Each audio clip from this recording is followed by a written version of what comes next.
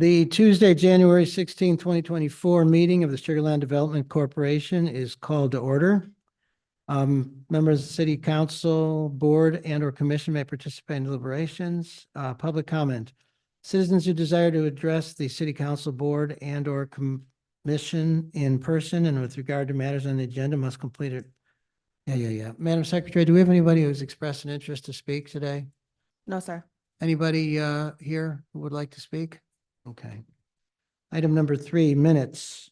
Consideration of and action on the minutes of the August 1st, 2023 Sugar Land Development Corporation meeting, September 2023 Joint Sugar Land Development Corporation and Sugar Land 4B Corporation meeting, and the November 7th, 2023 Joint Sugar Land Development Corporation and Sugar Land 4B Corporation meeting. Do we have a motion?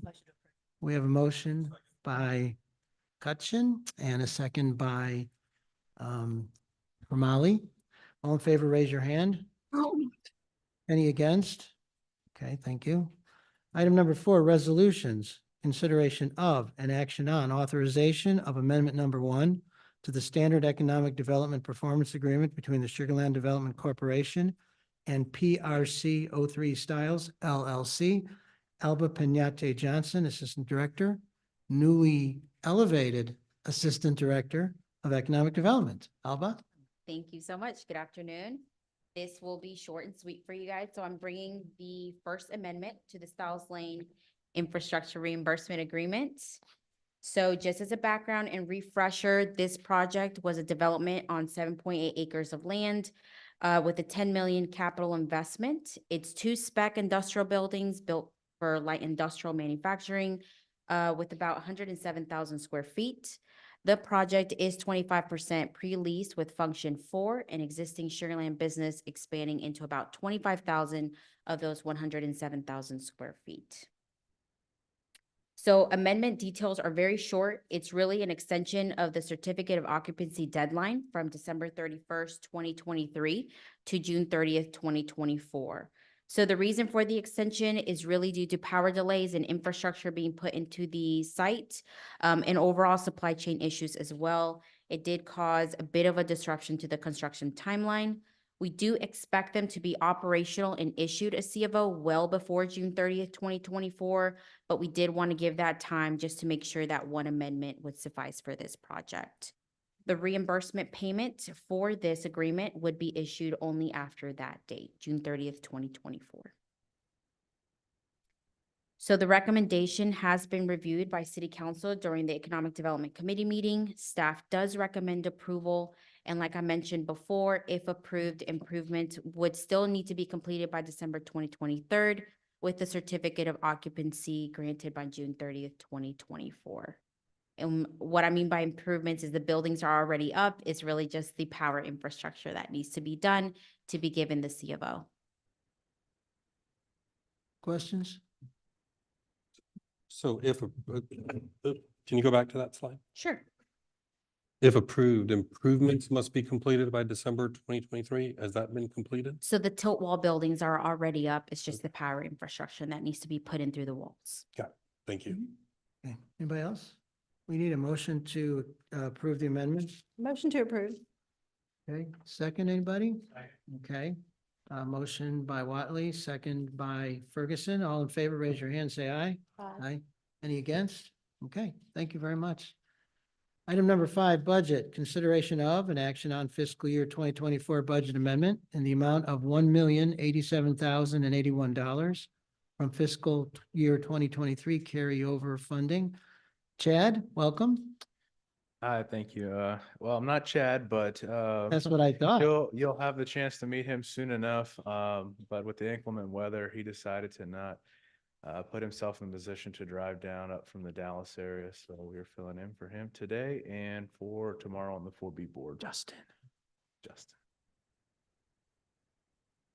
Okay, so, well, good afternoon, members of the board. I'm here before you this evening to present on the requested fiscal year 23 budget carryovers over to FY 24.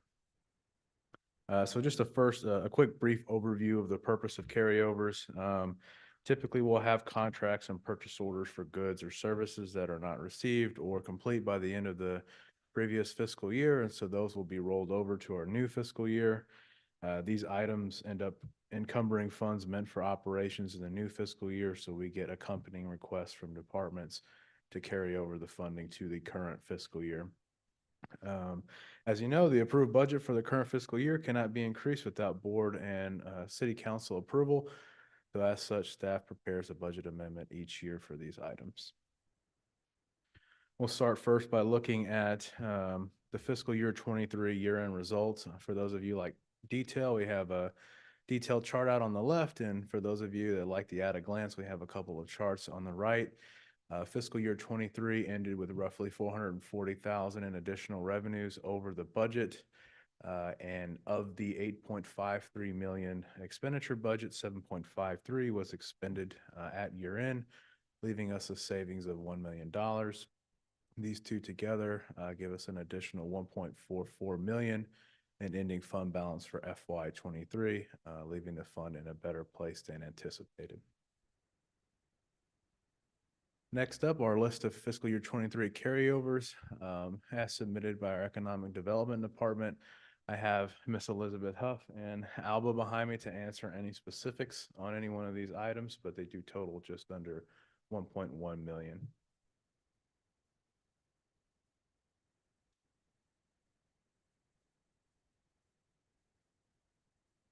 All right, well, no questions. We'll look at the financial impact of carrying those over to the fiscal year 24 appropriated budget. With the additional revenues and savings from FY 23 year-end results, we're going into FY 24 with just over 1.4 million additional beginning fund balance, carrying over that 1.09 million in expenses from the carryovers. Puts us in a position to draw down our fund balance 4.28 million. With adjustments to our accrued sales tax of roughly 80,000, that leaves our ending fund balance anticipated for fiscal year 24 year end at 14.5 million, which is 280,000 over originally anticipated in the FY 24 budget. So all in all, with year end results and the requested carryovers, the fund is still anticipated to be in a better position than originally budgeted. So recommendation here is for approval of a budget amendment in the amount of $1,087,081 to amend fiscal year 24 budget to reflect carryovers from FY 23. Thanks, Justin. William, question? A very elementary question for people that are just tuning in and they're like, wow, $1 million extra. Where does this money come from so that everybody understands?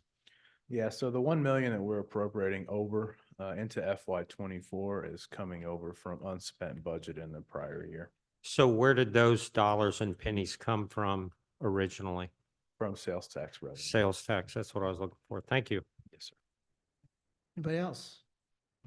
And we need, okay, we have McCutcheon and second by Romali. Okay, all in favor, raise your hand and say aye. Aye. Any against?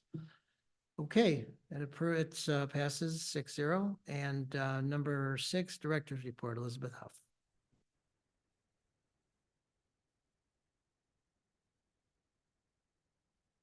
Good afternoon. That was really short and sweet, and mine will be as well. So real quick, we've got an update for y'all on the Great Homes program. It's going to be reopening on February 1st. So if you have not spread the word and told your friends, please do. They've revised the website and everything's up to date, so to make it easy and seamless.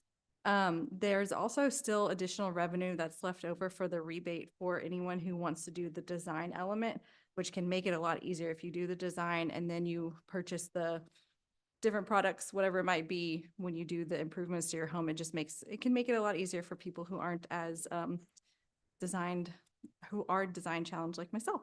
But really excited, really proud of the CPR team and about the Great Homes program. So make sure you help spread the word. It's coming up. And then really quick here, I don't know if everyone has been out to Smart Financial and seen the sweet shop yet. It has had a soft opening, but we are going to have an official grand opening on January 25th at Smart Financial Center. I'm really, really excited about this partnership and the ability to turn a unused space into a really well-used and exciting space. And then also to kind of complement too, like on the trailblazing side, like we're always trying to figure out how to be trailblazers and do things differently. Our visitor center at Imperial unfortunately just wasn't very heavily visited. And so with this, at least we're like, okay, well, that's not working. Where can it work? And so we pivoted and luckily have an amazing partner in ATG, and we're really excited about this. So we hope that you can all join us. And then last but not least, Violet PR, who is our marketing firm that we contract with, helped us with an interview with a company called Invest Houston. Mayor Zimmerman participated in that interview with Alba last week. It reaches a global audience of over 1.7 million C-suite executives, and over 50% of them are Fortune 500 companies. So excited about that interview, and hopefully when it comes out, we'll make sure to share it with you. That's all I've got. Thanks, Elizabeth. Yeah, go ahead, William. You went way too fast on the Great Homes. What's available? What are the funds available for Great Homes? 500,000. Perfect. Thank you. You're Anybody welcome. else? I have a quick question. Elizabeth, does the sweet shop take place of the entire visitor center, or do we still have a visitor center over on Imperial? We still own the building and own the space up at on the second floor. We are not occupying that space. We work with the Heritage Foundation. And so it's actually been a really good partnership that now it opens them up to be able to utilize it a lot more often since staff's not there. Okay, great. Anybody else? Carol?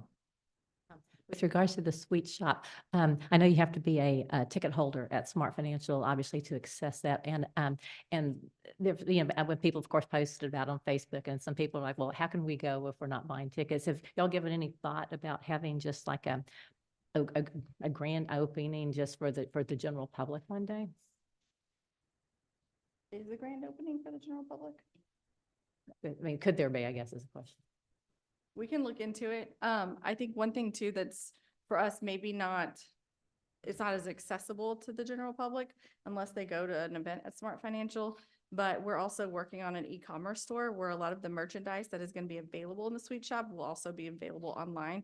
So it's not like you have to necessarily go to the sweet shop to be able to purchase Sugarland items. Okay, Have a good thank you so much. Motion to adjourn. Okay, we are adjourned. Thank you.